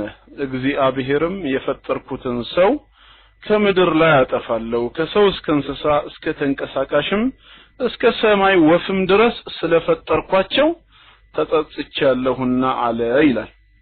ይሄን ጥቅስ በተመለከተ ጥያቄዎች አቅርበናል። ከላይ ከቁጥር 1 ጀምሮ ስናየው እንዲህም ሆነ ሰዎች በመድር ላይ መብዛት በጀመሩ ጊዜ ሴቶች ልጆች ተወለዱላቸው። የእግዚአብሔርም ልጆች የሰውን ሴቶች ልጆች መልክ ማናቸው እነዚህ በሚለው ላይ አንዳንድ የመጽሐፍ ቅዱስ ትርጓሜዎች መላእክት ናቸው ይላሉ። የሰውን ሴቶች ልጆች አዩ መልካሞች እንደሆኑ ከመረጧቸውም ሁሉ ሚስቶችን ለራሳቸው ወሰዱ ይላሉ። ምን አይነት ጾታ እንዳላቸው መላእክት እንጃ። ከሰው ሴቶችን ወስደው ለራሳቸው ሚስቶች አደረጉ። እግዚአብሔርም መንፈሴ በሰው ላይ ለዘላለም አይኖርም እርሱ ስጋ ነውና ዘመኖቹም 120 ዓመት ይሆናሉ አለ። በእነዚያ ወራት ኒፌሊም በምድር ላይ ነበሩ። ደግሞም ከዚያ በኋላ የእግዚአብሔር ልጆች የሰውን ሴቶች ልጆች ባገቡ ጊዜ ልጆችን ወለዱላቸው። እነርሱም በድሮ ዘመን ስማቸው የታወቀ ኃያላን ሆኑ። እግዚአብሔርም የሰው ክፋት በምድር ላይ እንደበዛ የልቡ ሐሳብ ምኞትም ሁሉ ጊዜ ፈጽሞ ክፉ እንደሆነ አየ። እግዚአብሔርም ሰውን በምድር ላይ በመፍጠሩ ተጸጸተ። አንደኛ የተነሳው ጥያቄ እዚህ ጋር ነው። ሰውን በምድር ላይ በመፍጠሩ ተጸጸተ የሚለው ነው። አምላክ በራሱ ስራ እንዴት ሊጸጸት ይችላል? በራሱ ስራ የሚጸጸተው ማን ነው? የድርጊቱን ፍጻሜ የድርጊቱን መጨረሻ የማያውቅ አካል ብቻ ነው። ለምን እንዲህ አደረኩት ብሎ ቢጸጸት አይደንቅም። ሰው የሚያውቀው ነገር የለምና ማለት ነው። ፈጣሪ ግን ስራውን ያውቃል ተብሎ ከታመነ የፈጠራቸው ባሮቹ ወደፊት ምን ሊያደርጉ እንደሚችሉ አስቀድሞ ያውቃል ከተባለ ለምንድነው በራሱ ድርጊት የሚጸጸተው? ክርስቲያን ወገኖች ብዙ ጊዜ ሲጠየቁ በዚህ ጥቅስ ላይ የሚሰጡት ምላሽ ምንድነው? እግዚአብሔር የተጸጸተው በራሱ ስራ ሳይሆን የአዳም ልጆች በሰሩት ወንጀል ከእግዚአብሔር በመራቃቸው መስመር በመልቀቃቸው ምክንያት ነው ይላሉ። ይሄ የግል ተረጓሚ ነው እንጂ ከጥቅሱ ሐሳብ ጋር አብሮ አይሄድም። ወይ ያንን ሊፈታ የሚችል ተያያዥ የሆነ ሐሳብ ማቅረብ አልቻሉም። ጥቅሱ የሚለው እግዚአብሔርም ሰውን በምድር ላይ በመፍጠሩ ተጸጸተ ነው የሚለው። የተጸጸተው በመፍጠሩ ነው። መፍጠር ደግሞ የራሱ ስራ ነው። ይህንን ሐሳብ ደግሞ ቀጥሎ ራሱ ያብራራዋል። በልቡም ማዘነ እግዚአብሔርም የፈጠርኩትን ሰው ከምድር ላይ አጠፋለሁ ከሰው እስከ እንስሳ እስከ ተንቀሳቃሽም እስከ ሰማይ ወፍም ድረስ ስለፈጠርኳቸው ተጸጽቻለሁና አለ። ለምንድነው የተጸጸተው? ስለፈጠርኳቸው ተጸጽቻለሁ ስለፈጠርኳቸው። ስለዚህ ስለፈጠራቸው ከሆነ የተጸጸተው በራሱ ድርጊት በራሱ ስራ ነው። ይሄ ለማያውቅ አካል ካልሆነ በስተቀር እንዴት ለአምላክ ይሆናል የሚል አንደኛ ጥያቄ ቀርቧል።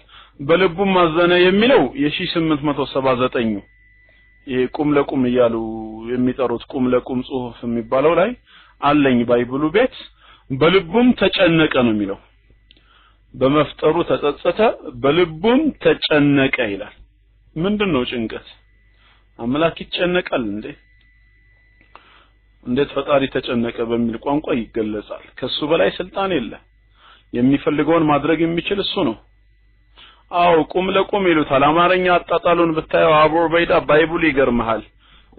ያ ባይብል አለ የሆነ አጻጻፉ ማይነበበው ያረጀ የሚመስለው እስቲ አምጪው እና አንዳንድ ቦታ ሲነበብ በጣም ነው የሚገርመው። በቃ ቃላት አጣጣሉ በመጀመሪያ ነበረ ቃል ቃልም ነበረ በእግዚአብሔር ዘንድ ቃልም ነበረ እግዚአብሔር እንዲህ አይነት በቃ የሆነ አገላለጹ ራሱ በጣም ይገርማል። እና 1879 ማለት የዛሬ 123 ዓመት አካባቢ ነው እንግዲህ የተዘጋጀው። እስቲ አንቺ እስቲ ኦኬ እንደዛችላ ኦኬ ኦሪት ዘፍጥረት ምዕራፍ 6 አይውላችሁ አሁን ላንብበው። ምን ይላል? ከቁጥር 5 ልጀምር። እግዚአብሔርም አየ የሰው ክፋት በምድር ላይ እንደበዛ የልቡም ሐሳብና መመኘት ፈጽሞ ክፉ እንደሆነ ሁሉ ጊዜ እግዚአብሔርም ሰውን በምድር ላይ በመፍጠሩ አዘነ በልቡም ተጨነቀ። እግዚአብሔርም አለ ሰውን ከምድር ላይ አጠፋለሁ የፈጠርሁትን ከሰው ጀምሬ እስከ እንስሳ ድረስ እስከ ተንቀሳቃሽም እስከ ሰማይ ወፍ ድረስ ስለፈጠርኋቸው አዘኛለሁና። ኖህ ግን ሞገስ አገኘ በእግዚአብሔር ፊት ይላል። እና አረፍተ ነገሩን አያችሁት? አገባቡን ባለቤት ግስ ማሰሪያ አንቀጽ አካሄዶቹ አሁን ካለው አማርኛ መጽሐፍ ቅዱስ ጋር በጣም ይራራቃል። እንደ መጀመሪያ ላይ የተተርጉሞ ያገኘሁት ይሄን ነው ማለት ነው። እና ቀደም እንዳልኳችሁ ቢሉቱ ምንድነው ችግሩ ዳዊት እስላማ ምንድነው እና አንድ ይሄኛው ጥያቄ ዳዊት እስላማ ለኔ ነው ወይስ ለማን ነው ኦኬ ኒክኔም ነው እንዴ እሺ ወደ ነጥባችን እንመለስና ለምን ይጸጸታል የሚል ጥያቄ አንደኛውን አነሳን ይሄ ጥቅስ ነው ከመጽሐፍ ቅዱስ ላይ በአምላክ ዕውቀት ዙሪያ አንድ ያነሳ ነው ማለት ነው ሁለተኛው ደግሞ ጥያቄ ከዛው ዘፍጥረት ሳንወጣ ምዕራፍ 11 ላይ ምዕራፍ 11 ከቁጥር 5 እስከ 9 ከቁጥር 5 እስከ 9 ዘፍጥረት ምዕራፍ 11 ከቁጥር 5 እስከ 9 ያለውንም ጥያቄ አንስተናል እግዚአብሔርም የአዳም ልጆች የሰሩትን ከተማና ግንብ ለማየት ወረደ ይላል ገና ሲጀምር የአዳም ልጆች የሰሩትን ከተማና ግንብ ለማየት ወረደ ይሄ ከአላህ ባህሪ ጋር አብሮ አይሄድም እኛ ኑዙል መውረድ የሚለው ላይ አይደለም ተቃውሟችን በመጽሐፉ አገላለጽ መሰረት የወረደበት ዒላ የወረደበት ምክንያት ምንድነው ብለን ስንጠይቅ የአዳም ልጆች የሰሩትን ከተማና ግንብ ለማየት ነው ይላል ምንድነው የሚሰጠው አንድምታ መፍሁሙ ምንድነው ካልሆነ አያይም ማለት ነው ያንን ከተማና ግንብ ለማየት ነው የወረደው በምን አይነት ቋንቋ ሊገለጽ ይችላል እና ይሄኛው ላይ ነው አሁን ለማየት ወረደ ከዛ በኋላስ እግዚአብሔርም ማለት እነሆ እነርሱ አንድ ወገን ናቸው ለሁሉም አንድ ቋንቋ አላቸው ይህንም ለማድረግ ጀመሩ አሁንም ያሰቡትን ሁሉ ለመስራት አይከለከሉም ኑ እንውረድ አንዱ ያንዱን ነገር እንዳይሰማው ቋንቋቸውን በዚያ እንደባልቀው እግዚአብሔርም ከዚያ በመድር ሁሉ ላይ በተናቸው ከተማይቱን መስራት ተዉ ስለዚህም ስሟ ባቢሎን ተባለ እግዚአብሔር በዚያ የምድርን ቋንቋ ሁሉ ደባልቋልና ከዚያም እግዚአብሔር በመድር ሁሉ ላይ እነሱን በትኗቸዋል ይላል እና በቃ ወዳሰቡት ደረጃ እንዳይደርሱ ወደ ላይ እንዳይወጡ ቋንቋቸው እንደባለቀባቸው ድሮ አንድ ክርስቲያን ሲነግረኝ ምንድን ነበር ያለኝ በቃ ቋንቋ ከተደባለቀባቸው በኋላ ውሃ አምጣ ሲባል አንዱ ሳር ማምጣት ጀመረ ጭቃ ሲባል ደግሞ ውሃ ያመጣል እንዴት ያድርጉ ቋንቋ ተደበላለቀባቸው ስራው ሳይሳካ ቀረ ማለት ነው እና እዚህ ላይ ደግሞ ምናነሳው ተጨማሪ ጥያቄ ማለት ነው ኢንሻአላህ ይስበረልላህ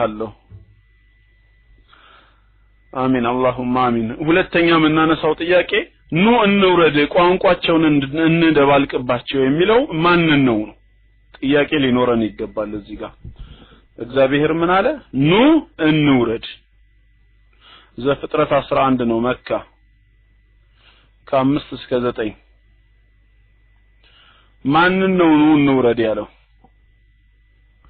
አብሮት የሚሰራ አለ ወይ ኑ ብሎ የሚጠራው ማንን ነው አሁን አንዳንድ ጊዜ ክርስቲያን ወገኖቻችን ምን ይላሉ ለስላሴ ማስረጃ አድርገው ያቀርቡታል ይሄው እግዚአብሔር አንድም ሶስት ስለሆነ ትልቁ ማረጋገጫችን ይሄው ነው ኑ ያለው ወልድና መንፈስ ቅዱስ ነው የሚሉም አሉ ጥቅሱን በደንብ ካስተዋሉበት በእነሱ ላይ ትልቅ ማስረጃ ነው የሚሆንባቸው ስላሴዎች ሶስቱም አንድ እግዚአብሔር ነው ብለው ነበር አይደለም ያምኑት ታዲያ እግዚአብሔር እዚህ ጋር ኑ የሚለው ራሱን ነው ወይስ ከራሱ ውጪ ያለን ነገር ነው ኑ ብሎ ሲናገር ከራሱ ውጪ ከሆነ ኦሬዲ ሶስት መሆናቸውን እዳለን ማለት ነው ሶስት የተለያዩ ነገሮች ና ብሎ አልተናገረም ኑ ነው ያለው ኑ ማለት ደግሞ ከሁለት ይጀምራል ገደብ ለሌለው ቁጥር ወደ ላይ 3 4 ብሎም ያገለግላል ስለዚህ ከራሱ ውጪ ኑ ብሎ ሲጣራ ሶስት የተለያዩ አማልክቶች አሉ ብላችሁ ማመናችሁ ነው ወይስ ማንን እየጠራ ነው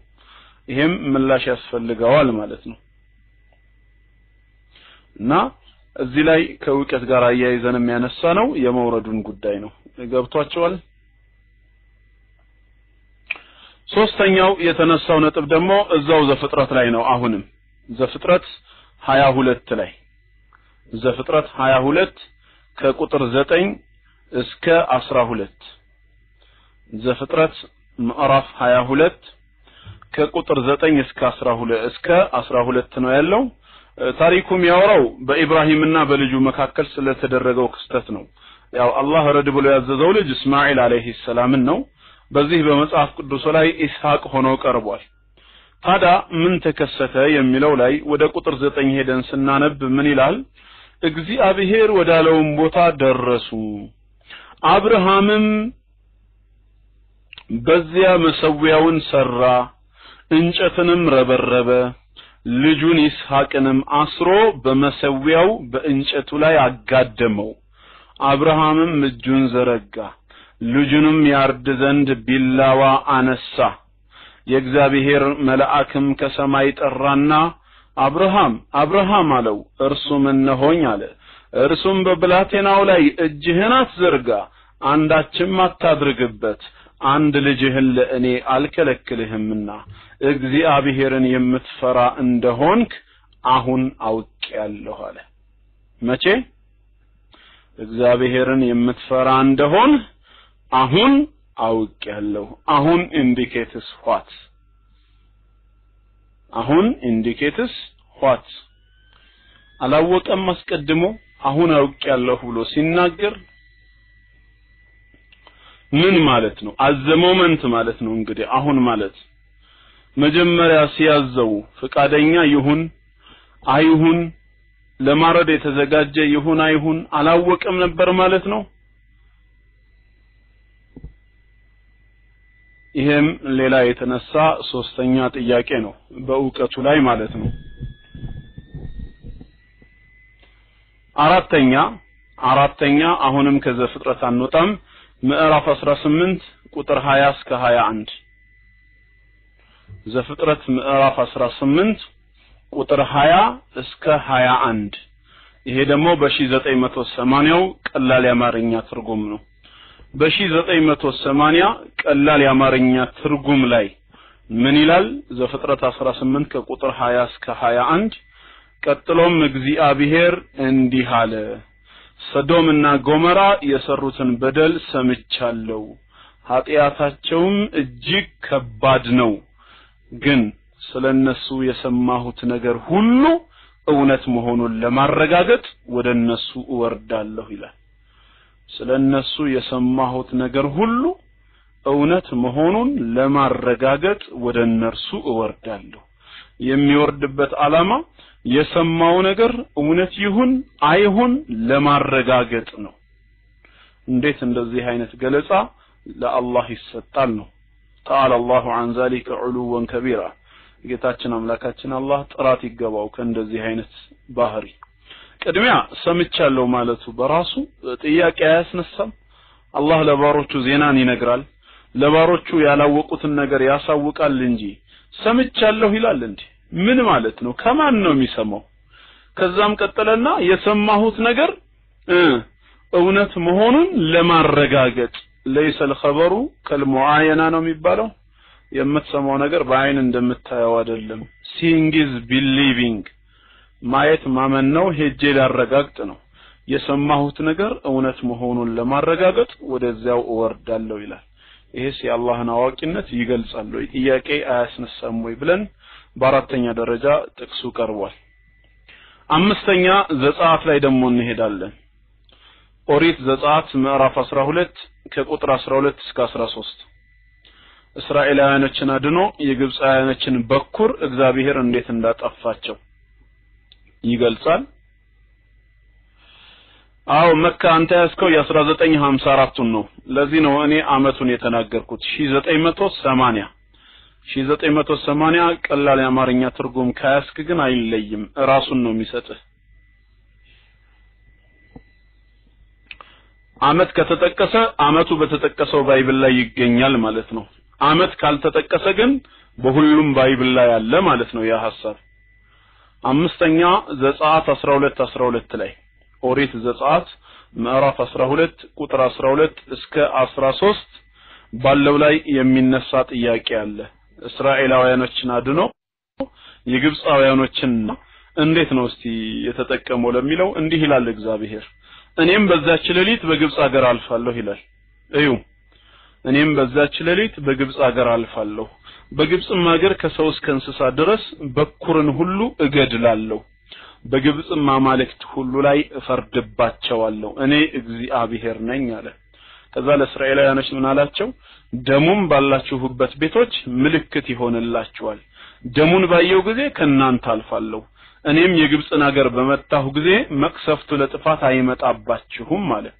ስለዚህ ያ ጥፋት እንዳይመጣባቸው ደጃፎቻቸውን ደም ምልክት ቀቡ ነው ያላቸው ደሙን ባየው ጊዜ ከናንተ አልፋለሁ አለ ከዛ የግብጻውያንን አማልክት በኩሮቻቸውን ሊገድል ማለት ነው ጊዜ ከናንተ አልፋለሁ የሚለው አላህ ነው በዛ ሌሊት ሲያልፍ እስራኤላዊ መሆናቸውን የሚያውቅ አንድ የደም ምልክት ተጠቅሞ ነው አላህ የፈጠራቸውን ባሪያዎች በዚህ ነው እንደሚያደርገው እኛ እንኳን የደም ምልክት አንጠቀም የሀገር ዜጎችን ለመለየት የደም ምልክት አትጠቀሙ ታዲያ በዚህ አይነት አንዱ የደም ምልክት ያየ ግብጻዊ በሌሊት ሲወጣ ደጃፎቻቸውን ደም ቀብተው ከነበር እሱም የራሱን ቤት ደም ቢቀባስ ይተርፋል ማለት ነው ምክንያቱም ደሙን ባየው ጊዜ ከናንተ አልፋለሁ ይላል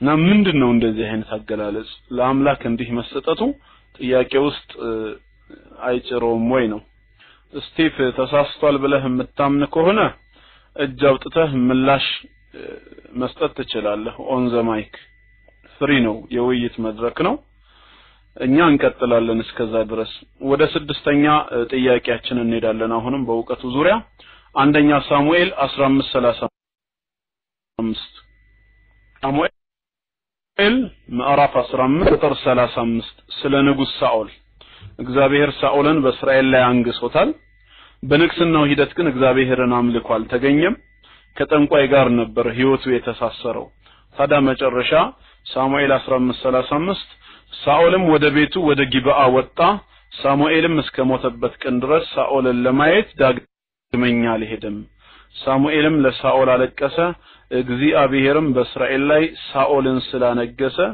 ተጸጸተ ይላል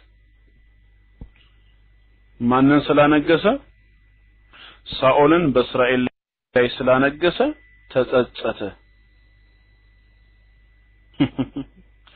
ዊስፐር ምናልሽ ፕሮቴስታንቶች ሜይ 21 2011 which is soon የዓለም መጨረሻ ነው ይላሉ 2011 በአውሮፓ ነው ወይስ በኢትዮጵያ ቢሉ ትንሽ ተስፋ አላቸው በአውሮፓ ከሆነ ደርሶባቸዋል በያቸው እና በኢትዮጵያ በያቸው በአውሮፓ ደረሰባቸው ማርች አይደለ እንዴ አሁን አፕሪል ሜይ ሁለት ወር ነው አይደል የቀረው የይሖዋ ምስክሮችም ተንብየው አልተሳካላቸው እኛ ምናውቀው ወላ ያዕለሙ አሐዱን መታ ተቁሙ الساعه ቂያማ መቼ እንደሚቆም ማንንም ያውቅ የለም hatta ኢሳ እንኳን አላውቅም አይደል እንደ ያለው በማርቆስ ወንጌል ላይ ጄጄ ሐምድ ስለዛች ቀን ስለዛች ሰዓት አላውቅም ብሎ እነሱ እናውቃለን አሉት ካንተ በላይ ጥሩ ነው እና ስለዚህ በዚህ ቦታ ላይ ምንድነው ሳኦልን በእስራኤል ላይ በማንገሱ ምክንያት ተጸጸተ ይላል ሳኦልን በማንገሱ ምክንያት ነው የተጸጸተው እና ኢየስ አምላክን በሁሉ አዋቂነቱ ላይ ጥያቄ አይፈጥርም ወይ እስኪ ለዚህ መልስ ያላችሁ ክርስቲያን ወገኖች እጅ አውጡ አሁን እጅ ማውጣት ትችላላችሁና ቅድም ከተማርነው መጽሐፍ ቅዱስ ከቅዱስ ቁርአን የአላህ ዕውቀት አንፃር ምን አይነት ደረጃ እንዳለው እንግዲህ ልዩነቱ አለ ቅድም የነበራችሁ ወንድሞችና እህቶች ያው መጀመሪያ በሰፊው ስለ ቁርአን ተምረን ነበር የፈጣሪ ዕውቀት በሚለው ዙሪያ ነበር ዛሬ የቀን ውሎዬን የተናገርኩት ማይክ ፍሪ ኢንሻአላህ